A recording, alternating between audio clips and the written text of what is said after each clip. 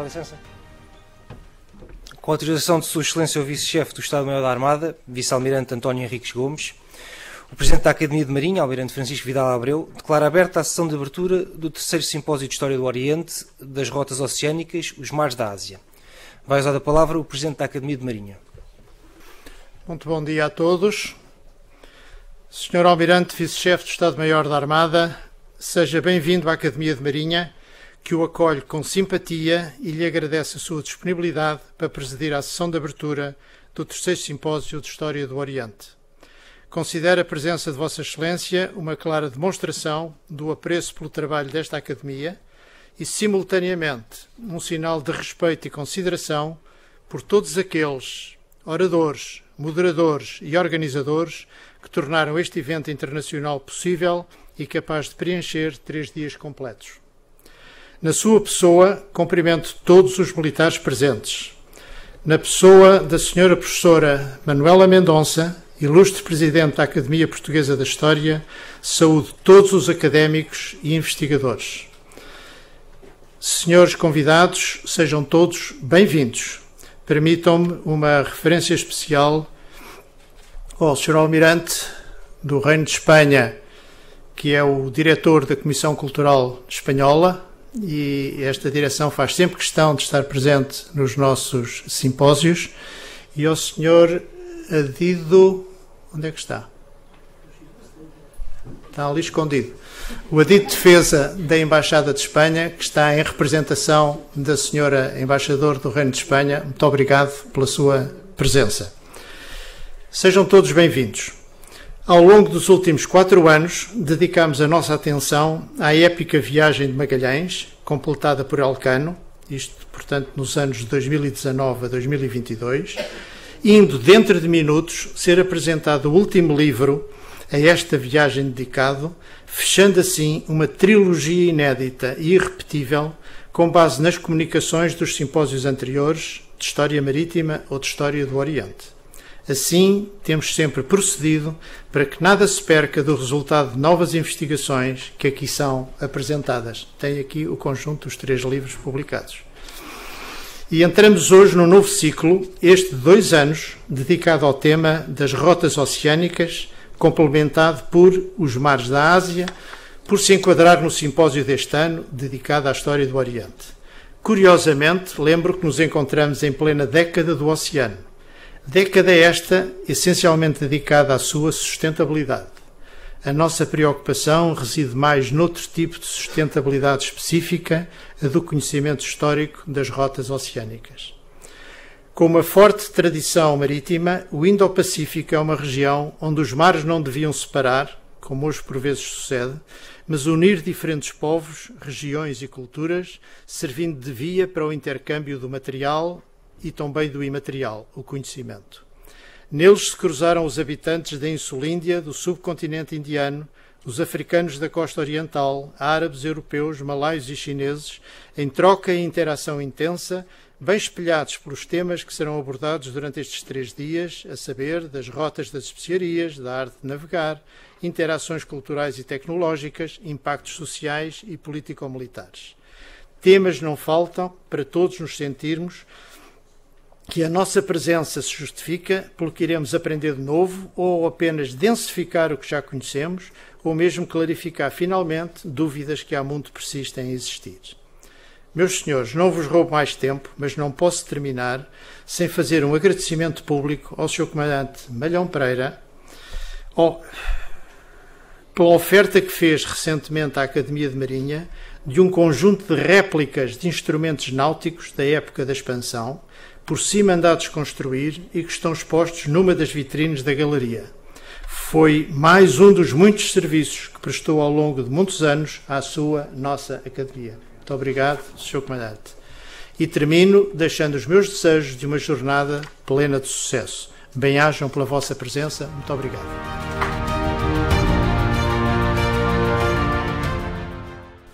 Vão usar a palavra os coordenadores do terceiro Simpósio de História do Oriente, o professor Dr. Vítor Conceição Rodrigues e a professora doutora Ana Paula Avelar. Sr. Almirante, muito bom dia a todos. Excelentíssimo Sr. Vice-Chefe de Estado-Maior da Armada, Vice-Almirante Henrique Gomes, Sr. Presidente da Academia de Marinha, Sr. Almirante Vidal Abreu, Sra. Presidente da Academia Portuguesa de História, Professora Manuela Mendonça, Sr. Adido de Defesa da Embaixada de Espanha, caríssimos colegas e amigos, minhas senhoras e meus senhores. Este livro, o terceiro, portanto a contar de lá, que está ali exposto, fecha um ciclo. O da elaboração de um estado de arte e abertura no aprofundamento de saberes em torno da expedição de Fernão de Magalhães e Juan Sebastián de Elcano. Através dos 3 simpósios internacionais organizados pela Academia de Marinha e da trilogia que agora se encerra, concretizou-se esse objetivo maior, pois ao longo dos 2 títulos já publicados, também expostos, Fernão de Magalhães e o Conhecimento dos Oceanos, em 2020, e Magalhães e Elcano e a Exploração das Pacíficas às Índicas Águas, de 2022, e deste que agora se edita, examinaram-se um conjunto de análises interpretativas produzidas por diferentes universos historiográficos e indiciaram-se percursos investigativos que agora foram abertos. Mas atente-se exatamente neste último livro, em que se abordaram os últimos meses de uma expedição, a de Magalhães e Elcano, e as suas repercussões, as quais contribuíram para a gênese de um mundo global. A 20 de setembro de 1519 partiu de São Lúcar de Barrameda em direção às Molucas uma armada de 5 naus, capitaneada por Fernão de Magalhães, a qual, seguindo a rota para o ocidente, navegaria no Atlântico até à zona mais meridional do continente americano. Já reduzida a 3 navios, as naus Victoria, Trinidad e Concepción, conseguiriam, a 28 de novembro de 1520, atingir o Oceano Pacífico, explorando-o no ano seguinte. A 27 de abril de 1521, Fernão de Magalhães morreria em Mactán, e a 8 de novembro, as naus Trinidad, sob o comando de Gonzalo Gómez Espinosa, e a Victoria, capitaneada por Juan Sebastián de Elcano, atingiriam Tidor, arribando às desejadas Ilhas do Cravo. Daí partiria a Vitória, a 21 de dezembro desse mesmo ano, levando a bordo 60 homens e uma carga de cravinho. Destes, como é sabido, só 21 chegaram a Sevilha, a 8 de setembro de 1522. Se estes são os dados históricos que permitem traçar um percurso, a abordagem conceptual usada pela história global, ao procurar integrar o conhecimento sobre o mundo e os outros, oferece-nos os instrumentos a usar nessa problematização, privilegiando o estudo sobre as redes e as suas conexões, circulações e apropriações, que permitiram ampliar os conhecimentos sobre os espaços oceânicos. Os problemas sentidos ao longo da viagem nos vários exercícios da arte de navegar, as disputas diplomáticas, o relato do encontro com diferentes povos, as narrativas sobre as novas experiências, enfim, o dar a conhecer um mundo de novidades que integram novas escalas globais oceânicas, irradiando múltiplos movimentos económicos, sociais, políticos, culturais, são alguns dos tópicos analisados ao longo deste livro, que, em 4 grandes capítulos, explora estas temáticas através de um intenso e eficaz diálogo com os 2 volumes anteriores, que se debruçaram, respectivamente, sobre Fernão de Magalhães e o Conhecimento dos Oceanos e Magalhães e Elcano, a exploração das Pacíficas às Índicas Águas. Ao longo do primeiro capítulo, que intitulamos do Encontro de Culturas, abordam-se não só os choques resultantes das descobertas de novas realidades físicas, geográficas e humanas, mas também os desencontros ocorridos. Conheceram-se novos produtos e objetos artísticos que haveriam de cruzar oceanos tanto para o Ocidente como para o Oriente, criando novas rotas, novos empreendimentos e novos mercados de consumo.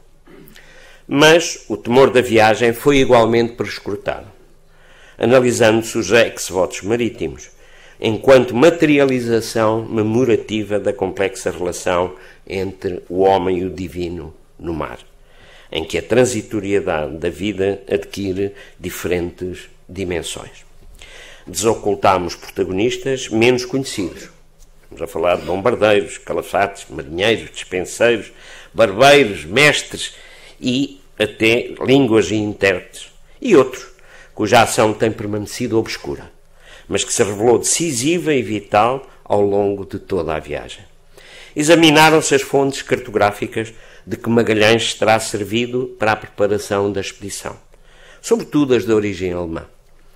Já no segundo capítulo da obra, que intitulamos da Náutica, Cartografia e Arte de Navegar, refletiu-se sobre a real dimensão dos intercâmbios de conhecimentos náuticos ocorridos entre os diferentes agentes ibéricos, estabelecendo as relações desenvolvidas por estes e por aqueles que, no âmbito da diplomacia, espionagem e produção científicas, contribuíram decisivamente para o processo de globalização. De seguida, questionou-se a visão tradicional sobre a questão do tamanho da Terra percepcionado por Magalhães e procedeu-se ao estudo de alguns dos testemunhos, ainda pouco estudados, sobre esta viagem de circunnavegação. No que concerne ao terceiro capítulo, intitulado Os Oceanos da Fauna e da Flora, revisitou-se o registro sobre a fauna e a flora nas viagens de circunnavegação, realizadas ainda no século XVI. Visou-se assim, não só assinalar como este ou aquele novo produto foi então comercializado, mas expuseram-se como as virtudes das terras os abrigavam, evidenciando-se a construção de um saber. Tal objetivo preside igualmente ao olhar analítico sobre como, ao tempo, as doenças seriam tratadas. Paralelamente, a cultura material foi objeto da nossa análise, nomeadamente através da leitura de como uma tapeçaria produzida na Flandres, através dessa tapeçaria, se transmitiram as novidades sobre outros povos que habitariam no continente sul-americano, nomeadamente agentes brasílicos. Atendendo igualmente, em particular este espaço, foi examinada ainda a biodiversidade exposta na narrativa de António Pigafetta e em autores portugueses. Concomitantemente, descreveu-se sobre o contexto exploratório em que esta expedição foi preparada, esboçando-se, como anteriores viagens ao litoral da América do Sul, permitiram a construção de um saber em que um novo espaço oceânico, o Pacífico, se constituiu como um outro centro económico-político das décadas e séculos posteriores às expedições magalhânicas, ou melhor, à expedição magalhânica. A consolidação dos instrumentos necessários ao pleno desenvolvimento das viagens de longa distância, como foram os roteiros, e o entender como estes evoluíram e se disseminaram, permite ao leitor compreender a rede comunicacional que se foi desenhando nestes alvores da modernidade. É exatamente este último momento narrativo que propicia a reflexão elaborada no derradeiro capítulo do nosso livro da Gênese de um Mundo Global. E porque indagamos sobre uma expedição marítima, não podíamos deixar de investigar como, a partir dos vestígios arqueológicos dos navios, é possível reconstituí-los, usando cada vez mais sofisticadas ferramentas virtuais. Se este conhecimento é fundamental para a reconstrução de um passado, o trabalho heurístico sobre outras fontes e a reformulação de um quadro histórico mais alargado, onde hermeneuticamente se vai prescrutando o texto, atendeu a uma dimensão crítica e racional. Exercitou-se assim o fazer a história, ampliando a escala analítica, permanecendo a construção de um saber preciso sobre o objeto histórico observado. Partiu-se da interrogação de como o Mediterrâneo permaneceu nestes alvores da modernidade em que os outros espaços oceânicos se cruzaram num percurso alternativo para o Oriente, a Ásia. Atendeu-se a como se entreteceram as redes de contacto logo a quando da expedição de Magalhães-Elcano, não deixando de nos interrogarmos sobre a forma como se operaram os confrontos bélicos, discorrendo sobre os artifícios de fogo e o seu uso nos combates navais. Sinalizou-se igualmente os ecos desta primeira viagem de Magalhães-Elcano ao longo dos séculos, a par do debate de como Portugal e Castela fortaleceram o seu estar num mundo que se intuiu, logo no século XVI, como constitutivo de uma governança que se pretendia ser universal. A reflexão em torno deste objeto efetiva-se seja através da deconstrução de como se formulou a cooperação e a rivalidade entre as duas potências ibéricas, seja contrapondo o historiar de uma década a de 1519-1529. Anteviram-se igualmente processos de defesa de um domínio através da compreensão do papel da Armada do Estreito de Magalhães entre os anos de 1581 e 1584. A figura de um monarca, Dom João III, de seu nome, e a reconfiguração de um império português compósito, marcado pela multicontinentalidade, encerram esta interrogação sobre uma gênese de um mundo global. Os debates e as reflexões produzidas, seja nos 3 encontros, seja na nossa trilogia, permitiram concretizar tal desígnio. Na historiografia lançada durante o longo ciclo comemorativo ibérico desta expedição, várias propostas de leitura foram sendo analisadas e vieram à estampa. Desde as elaboradas em torno do balanço sobre esta viagem de circunnavegação, as suas condições de sucesso ou fracasso e, por vezes, as decorrentes categorizações deste acontecimento histórico, a par das desconstruções de míticas visões sobre ele produzidas e das leituras que os sucessivos presentes elaboraram sobre os sucessivos passados. Aspectos que marcam todo o trabalho do historiador. A esta função de interpretar os eventos históricos, atendendo a toda uma multiplicidade de possibilidades e considerando uma cadeia de acontecimentos. Para tal, importa escolher os instrumentos hermenêuticos apropriados à sua leitura, tendo consciência que o historiador é também ele marcado pelo seu tempo, quando se debruça sobre o seu objeto passado. Nesta necessária escolha, a história global pode oferecer a escala analítica a ser usada quando se interpreta a viagem de circunnavegação de Fernão de Magalhães e Juan Sebastián Elcano. Este é um acontecimento que exige uma perspectiva ampliada de reconstrução de contextos, de interpretação das interconexões que se desenvolveram antes, durante e após esta expedição dos seus múltiplos agentes.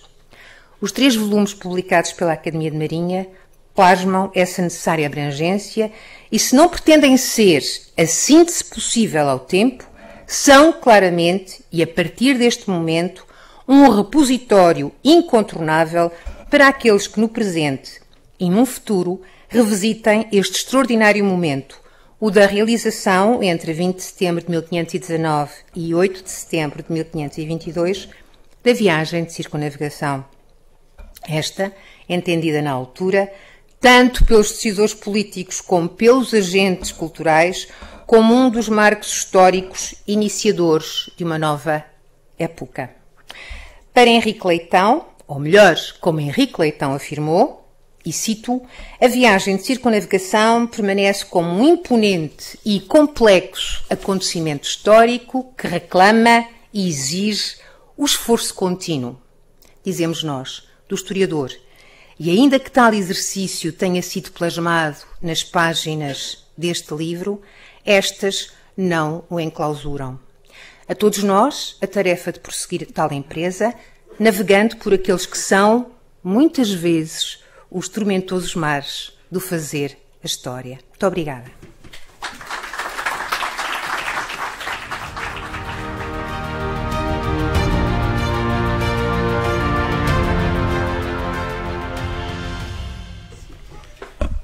Vai dar-se início à conferência de abertura Pedro Fernandes Queiroz e a descoberta do Pacífico, século XVI-XVII, preferida pelo académico José Manuel Malhão Pereira.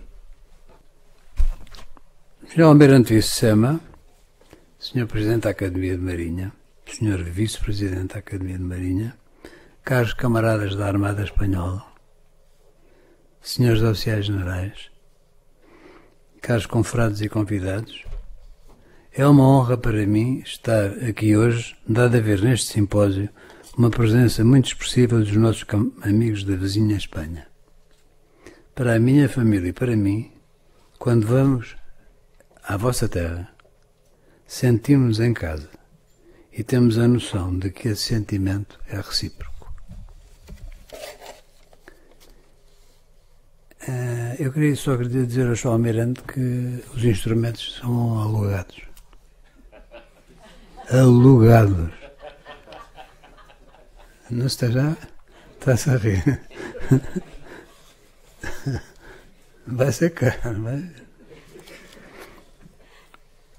Quero também agradecer à minha família, a quem eu pus o problema, e a Cristina está aqui hoje, representando essa família, e eles não puseram qualquer, os meus netos não puseram qualquer objeção ao aluguer, é claro.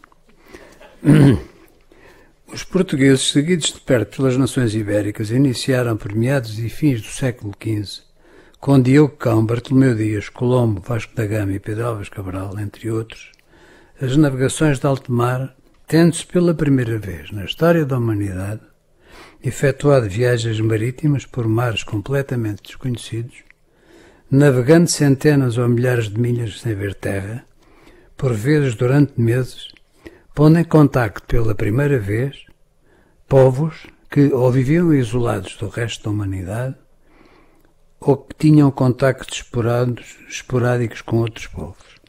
Eu esqueci-me de cumprimentar a Sra. Doutora Presidente da Academia da História, à qual eu tenho portado muito mal. A seguir a Colombo, os espanhóis iniciaram a exploração de um grande aglomerado insular, de um novo e vasto continente e das vias de comunicação terrestres e marítimas que ligavam os habitantes locais, que passaram no futuro a ficar unidos à Europa. Estou neste caso a referir-me à expansão de Castela e à expansão de Espanha e dos povos ibéricos sem ser Portugal. Os portugueses, depois de Vasco da Gama, iniciaram um contínuo fluxo nos dois sentidos, de pessoas e bens entre a Europa e os povos do Índico e do Sueste Asiático, e também com menos regularidade no início, com a América do Sul, tendo em 1543 atingido o Japão. O consequente Tratado de Tordesilhas, a procura do antimeridiano e a ambição por explorar novos mares, novas terras e novas gentes, originou a viagem de Fernando Magalhães. Outro vastíssimo oceano, o Oceano Pacífico,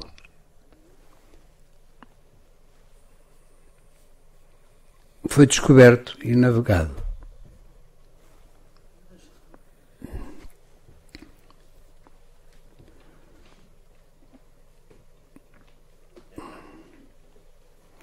Coube assim aos ibéricos, é preciso de facto reconhecer isto, coube a nós aqui da Península Ibérica, a descoberta dos oceanos, a navegação de alto mar e o início da exploração científica, da sua exploração científica.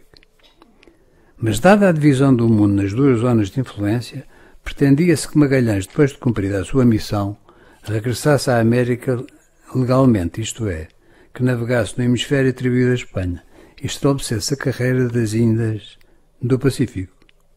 Não coube a Magalhães concretizar esta ideia, e só quase 50 anos depois, em 1565, depois de mais de uma dezena de expedições marítimas de reconhecimento, se inaugurou com a viagem de Andrés de Urdaneta o futuro galeão de Manila, que passou a ligar o Sueste Asiático à América. Veja-se na imagem a derrota a Castanho,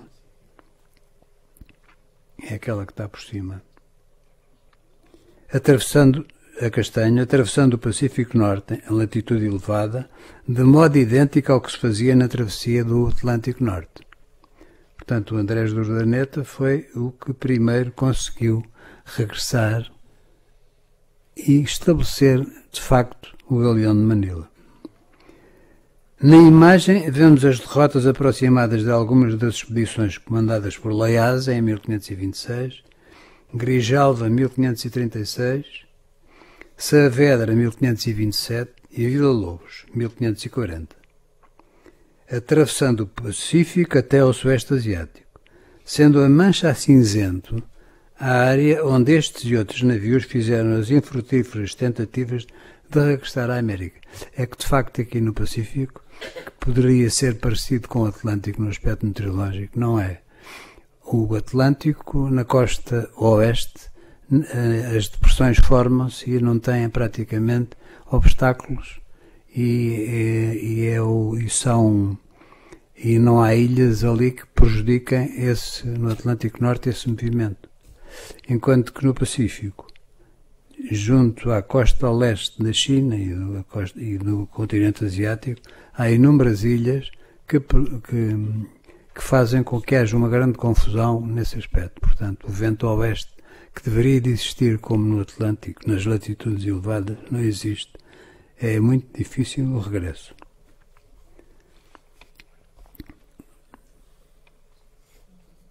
Não coube a Magalhães concretizar esta ideia, mas veja-se na imagem a derrota à Castanha atravessando o Pacífico. Na imagem vemos as derrotas aproximadas de algumas das expedições comandadas por Loiasa, como já tinha dito. A viagem do Urdaneta, que teve êxito, está representada a castanho escuro, como acima dissemos. Verifiquei, por estudo das cartas piloto, qual o período do ano mais favorável ao retorno, e que é de meados de junho aos fins de julho. Essas expedições exploratórias originaram muitas descobertas de ilhas, conhecimento das características culturais e humanas das duas populações e das condições físicas do Oceano Pacífico. Mas depois do Urdaneta, as viagens essencialmente comerciais entre a América do Sul e o Sueste Asiático tornaram-se rotineiras, não sem a coroa espanhola intensificar a exploração de novos mares e novas ilhas, destacando-se as duas viagens do navegador português Pedro Fernando Queiroz, que pretendia descobrir a mítica Austrália ainda não visitada. É preciso reparar que, vulgarmente, quando se pensa no Pacífico, pensa-se tudo a partir de Cook. Mas, de facto, os povos ibéricos é que cartografaram muitas zonas do Pacífico e só não foram aos polos. Mas, no entanto, quase toda a zona do Pacífico foi... Quando vieram os outros europeus mais tarde, tinham já o trabalho muito adiantado. Façamos um parênteses para analisar agora o importante condicionamento físico da área, visto que estamos a estudar as navegações dos séculos XVI e XVII e que o navio à vela foi o veículo das mesmas.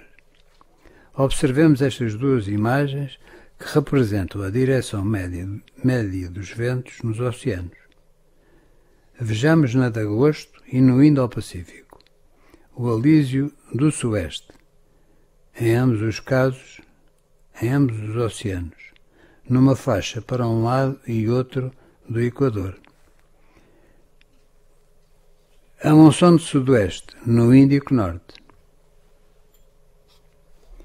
Nas costas australianas, ventos dos quadrantes do Sul. Os famosos 40e Régisson, ou os Roaring Forties, para não ou uma grande ventosga, soprando violentamente do oeste em qualquer época do ano, como se pode ver se olharmos para a figura correspondente. Reparem que é na parte sul da América do Sul, da África e da Austrália. São os ventos do oeste que a partir dos 40 graus de latitude sul sopram continuamente. No período de janeiro no Índico Norte, a monção de nordeste no Índico Norte e a monção de noroeste na zona de Timor são as mais importantes diferenças. Vejamos agora a situação em tempo real e em vídeo, que aqui não posso representar, mas que extraí do programa meteorológico INDI, e para que se compreenda a circulação do vento há cerca de uma semana, e era a situação real, no programa Windy,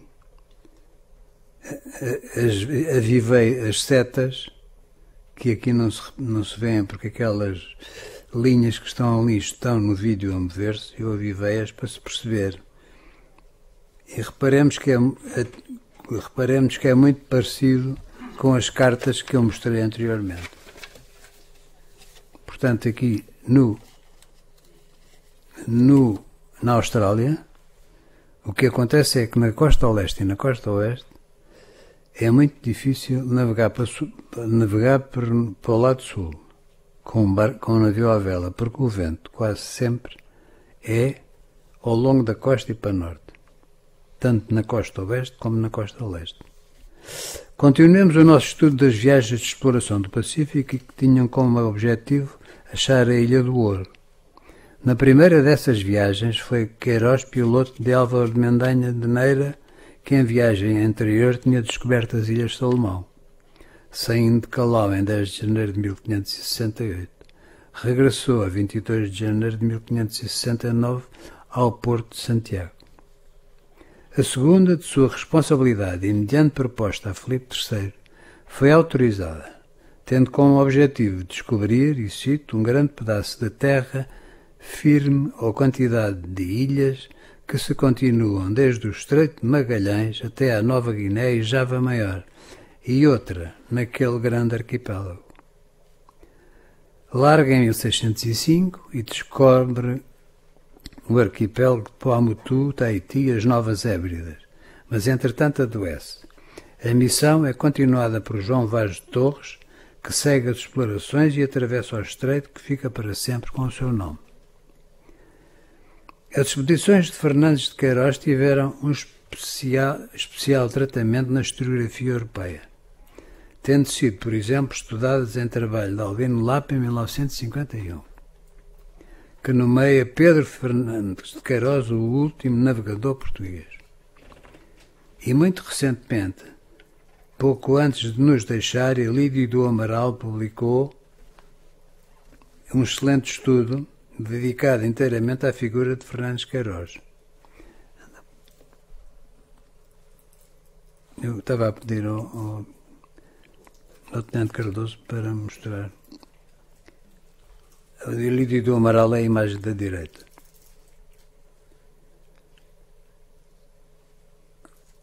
A prestigiada Hakluyt Society publicou também cerca de 1900 e em 2 volumes de quase 400 páginas cada, The Voyage of Pedro Fernandes de Queiroz.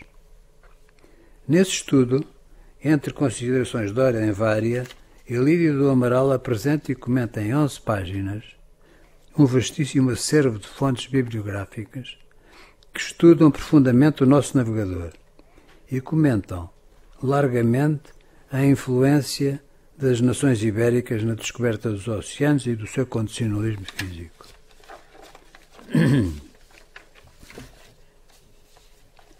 Consideremos também, e no âmbito deste tema, a expedição de Cristóvão de Mendonça e o descobrimento da Austrália de Luís Filipe Tomás, que analisa profundamente as obras de Kenneth Gordon McIntyre, The Secret Discovery of Australia, de 1977, e a de Peter Trickett, Beyond, de Capricórnio, de 2007.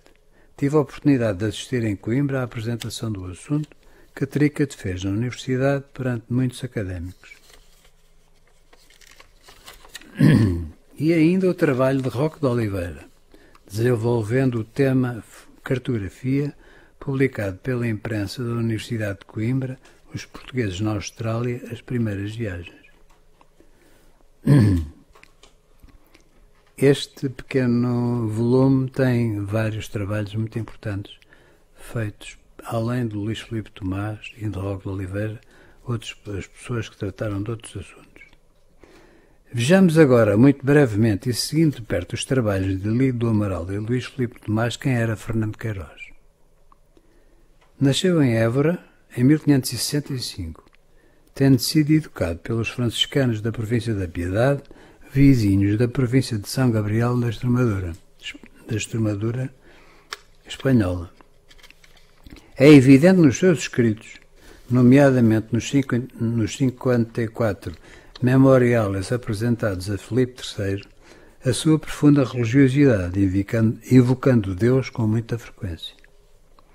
A sua cultura era vasta e sólida, sendo conhecedor da história das descobertas recentes. A sua formação cristã e os princípios propalados pelos frades muito influenciaram as suas decisões. Ainda jovem, mudou-se para Lisboa, onde passou a frequentar a Rua Nova, em cujo ambiente colheu a curiosidade e a vontade de embarcar em grandes aventuras marítimas. Depois de embarcar como escrivão num navio em viagem para e da Guiné, aproveitou os períodos livres para estudar os navios e a arte de navegar, o que lhe permitiu embarcar noutra longa viagem como piloto. Tendo casado em 1590 com uma natural de Madrid, ofereceu os seus serviços à corte castelhana. Estávamos no período da monarquia de Boal, em 1590. Passado pouco tempo, partiu para o Peru.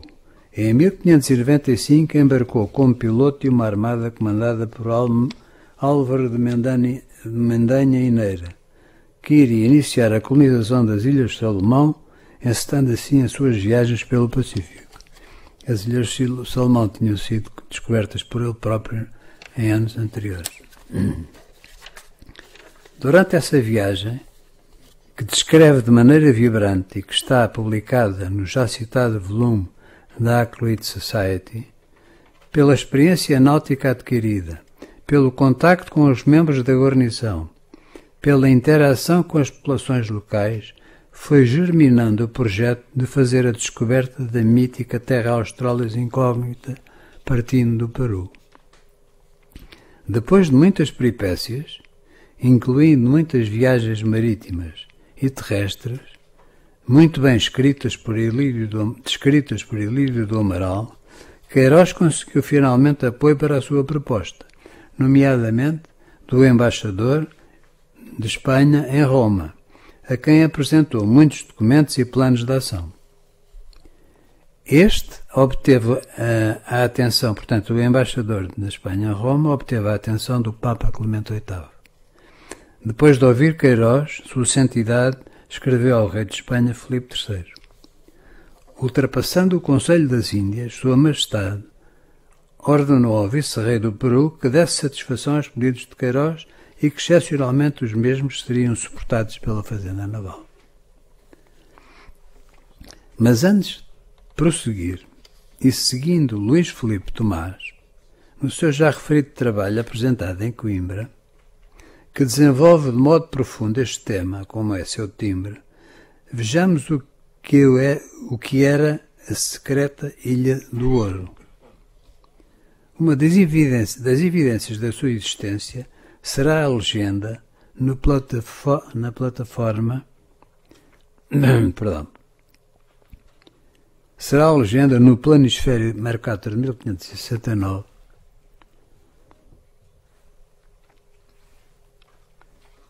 concluindo depois do erudito estudo que, e cito, portanto, Luís Filipe Tomás diz, não havia, pois, segredo algum, somos por conseguinte levados a concluir que a Ilha do Ouro não foi inventada para despistar os portugueses, mas corria entre os malaios e que foi deste que aqueles como os árabes a beberam.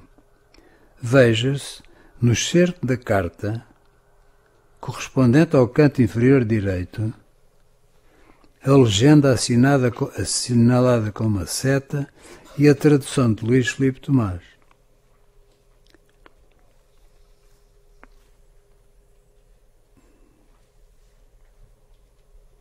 Isto está enganado, não é? Eu vou ler. Veja-se no excerto da carta, correspondente ao canto inferior direito, a legenda assinalada com uma seta e a tradução de Luís Filipe Tomás. Não era aquela. Bitos, província aurífera, Quampani ex alienis regionobis advent proper gentis. Tem que haver alguém que saiba latim. Bitos, eu traduzo, província aurífera a que poucos de outras regiões acorrem por causa da desumanidade da gente. Portanto, repara, neste mapa de Mercator, naquela península que está ali, que está do lado sul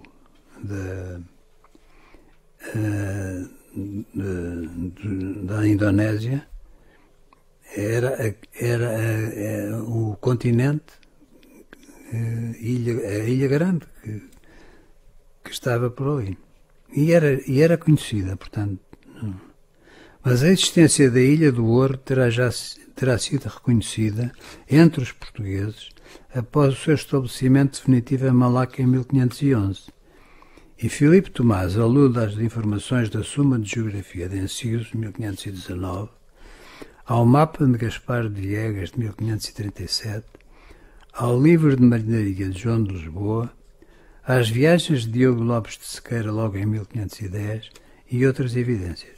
E, aliás, se virem os mapas de época, aqueles mapas que são de origem portuguesa, há sempre uma massa de terra a sul desta área, umas vezes mais para o leste, outras vezes mais para o oeste. Portanto, não havia dúvida que havia algo lá.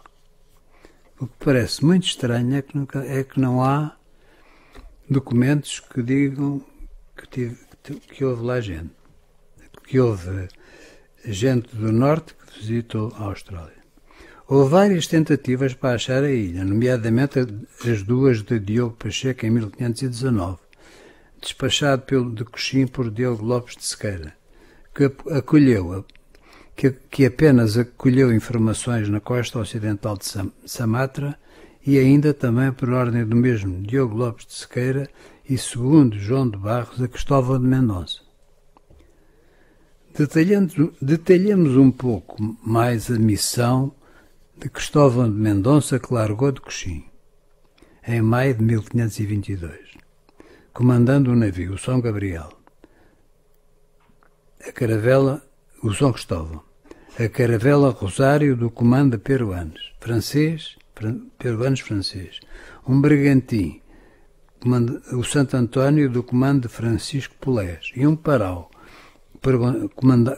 comandado por Gonçalo Homem.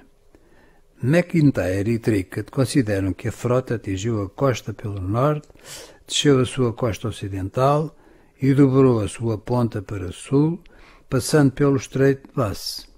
O Estreito de Bass, como sabem, é o que separa a Tasmânia, a ilha da Tasmânia, da ilha australiana. Está a sueste. Depois voltou, tendo um dos seus navios naufragado. Invernou na costa sueste australiana, regressando depois a Malaca. Luís Filipe Tomás refere com autoridade o condicionalismo físico da área e considerava impossível, no período de tempo sugerido pelos dois autores, executar a viagem com o itinerário proposto. Eu também estive a raciocinar com Filipe Tomás e chegámos à mesma conclusão. Contudo, um dado recentemente adquirido veio confirmar a pouca consistência da argumentação dos dois autores. Trata-se de se ter reexaminado uma pedra no Museu Nacional da Cidade do Cabo, onde se pode ler isto. A pedra está escrita e nela algumas letras não se percebem. Mas, no entanto, não há dúvida que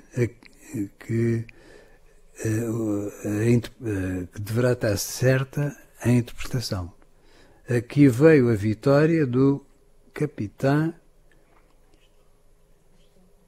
Cristóvão de Mendonça aos 25 de maio de 1524. E depois fala na moeda, não sei qual é a razão. Aqui, portanto, aqui está entre parênteses retos, quer dizer, evidentemente, que não se vê, só se vê o I. Veio a vitória e do CA também está em parênteses retos, porque corresponde a não saberem quais são as letras que lá estão. E E a seguir, e no Mendonça também existem 2 parênteses retos, porque falta. Mas não há dúvida que isto está. Quer dizer, os historiadores consideram que isto que a tradução está correta. A tradução é a interpretação. Contudo, um dado recentemente adquirido, já tinha dito, trata-se de ser reexaminado à pedra. Portanto, não seria possível a Mendonça estar no Cabo a 2 de maio de 1524 se estivesse ainda na sua missão de descobrimento no Pacífico, ou fundeado lá na ilha. Esta é a convicção do nosso grande professor Luís de Albuquerque, num texto do Dicionário da História dos Descobrimentos Portugueses, e também a de Luís Filipe Tomás. Se forem ao dicionário, em Mendonça, em Mendonça, e a entrada de Luís Filipe Tomás é claríssima sobre esse aspecto. E é bastante profunda, são 2 páginas. Adiantamos desde já que é muito difícil que não tenham sido navios portugueses a explorar as costas australianas por razões que iremos a seguir sugerir. Uma delas é a toponímia das costas dessa grande ilha, que estão inscritas, por exemplo, no Atlas Valhar, da Escola Francesa de Dieppe. Nas imagens que iremos apresentar, eu só apresento 2 porque são dezenas. É evidente que a grafia dos cabos, baías, rios, etc., são maioritariamente portuguesas.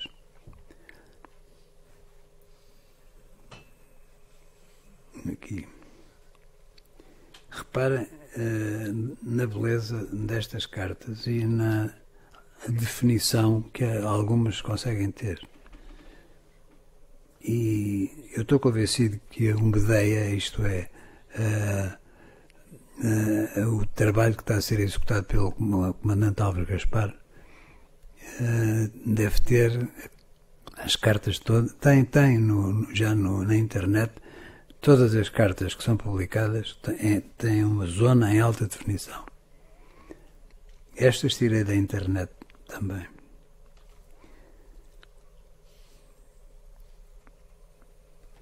Mas antes disso, veja-se quão perto das costas da Insulíndia está a grande ilha. Ando para trás com o diapositivo.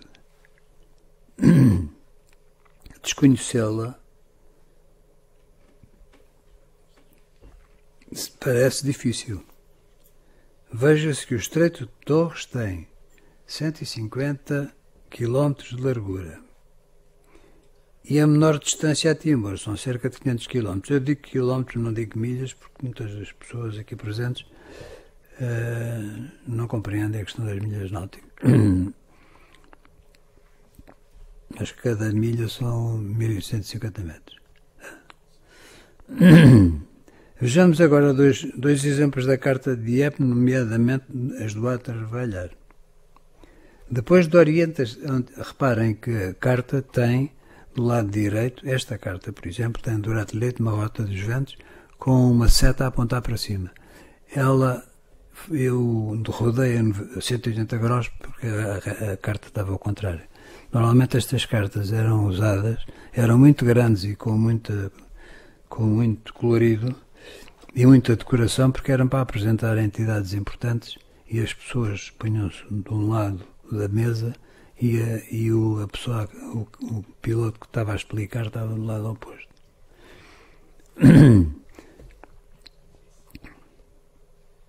Depois de orientar as cartas cor norte em cima, os excertos que se apresentam permitirão analisar melhor que a maioria da toponímia é portuguesa ou portuguesada.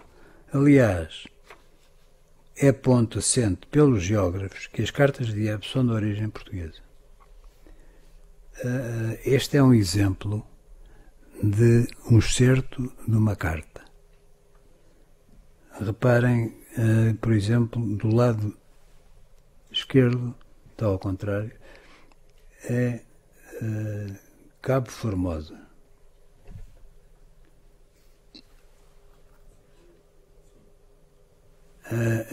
Em terra também Cabo Formosa.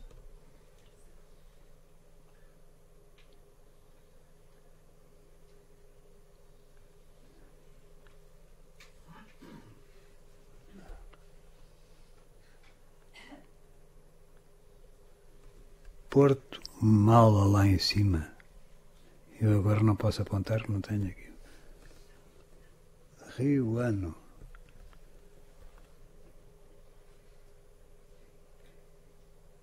Porto Bom. Quer dizer, cerca de 70% das cartas são portuguesas ou portuguesadas. Em todas as cartas que existem, passa o outro. Reparem também na riqueza da cor, que aqui não se nota, mas aqui a beleza com que fazem os navios. E reparem que esta carta está virada com o norte para cima, ou ao contrário, para baixo.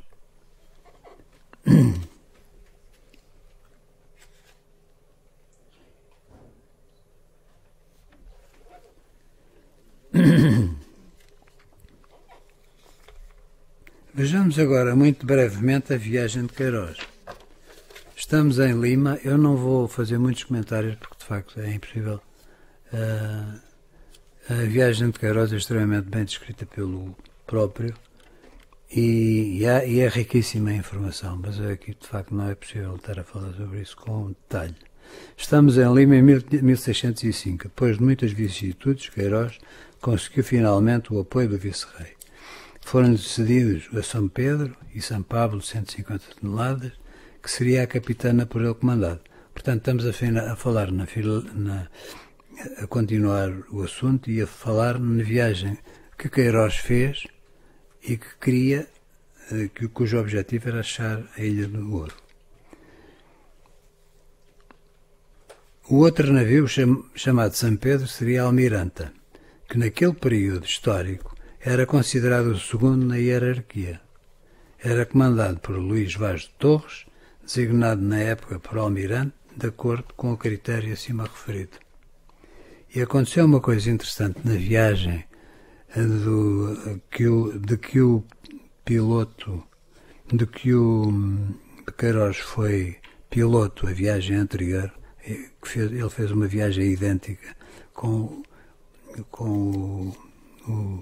o tal de Neira, e nessa viagem ia a bordo a mulher do comandante. E houve muitos problemas na guarnição, e além disso houve um problema da doença do comandante. O comandante morreu e ele tinha escrito que a mulher é que o ia substituir.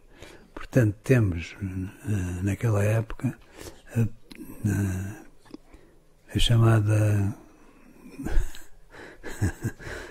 Temos uma almiranta feminina, não é? E aconteceu, de facto. E ela era de apelido Barreto.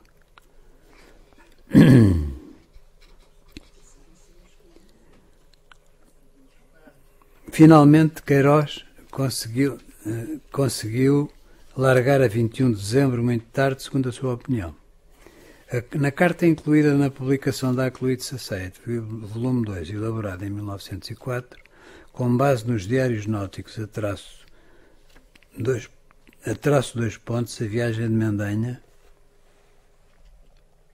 Passa para a frente.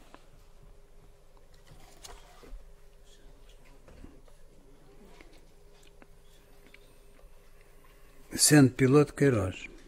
A traço vermelho está desenhada a reconstituição da viagem de Queiroz de 1605. É o vermelho cheio. A tracejado a de Torres, porque Torres separou-se de Queiroz já perto do objetivo. Acrescentei a direção do vento de acordo com o diário náutico escrito pelo piloto e também algumas notas críticas. A variação da agulha foi determinada com frequência. Uma delas foi feita por azimute do sol no Xeripor. A navegação foi sempre de rumo e distância avaliada a olho. Foi sempre, portanto, navegação estimada. A viagem decorreu sem sobressaltos de maior, visto a rota seguida ser na zona do Alígio do Sueste.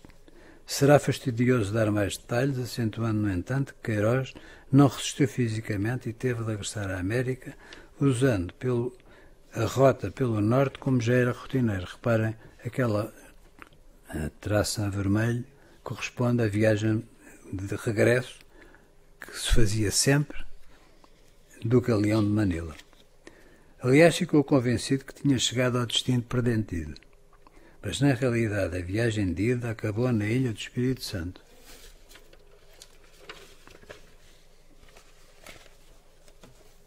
E tanto Queiroz, então devem com certeza estar a ver a ilha, no lado direito da carta, por baixo do metro, está lá escrito Espírito Santo. Espírito Santo, ele deu-lhe o nome e, aliás, davam sempre o nome de Santos, normalmente, era o dia do santo, e esse nome ficou até agora, porque esta carta é relativamente moderna. Torres separou-se e passou pelo estreito que tem o seu nome. Portanto, foi neste local que houve grandes problemas com a guarnição, e estava muito doente o comandante, e houve uma separação entre o piloto, que caminhou para a terra, e passou o estreito, a quem deu o nome, e esse nome mantém-se até agora. Dada a largura do estreito, é quase impossível que do navio de Queiroz não se tenha avistado a costa. Esta viagem, embora sem atingir o seu objetivo final, foi mais um contacto que mais alguns europeus tiveram com gente e território que vivia separada do resto do mundo. E foram também mais ibéricos que alargaram o conhecimento de mais um oceano, ou do último oceano, visto que os Ártico e Antártico ficaram para quem estava mais perto.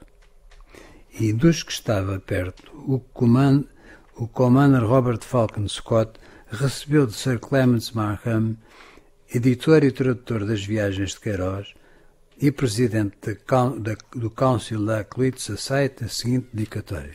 Portanto, reparem a importância que davam à viagem de Queiroz, apesar de ele não ter chegado aos outros países da Europa, não é?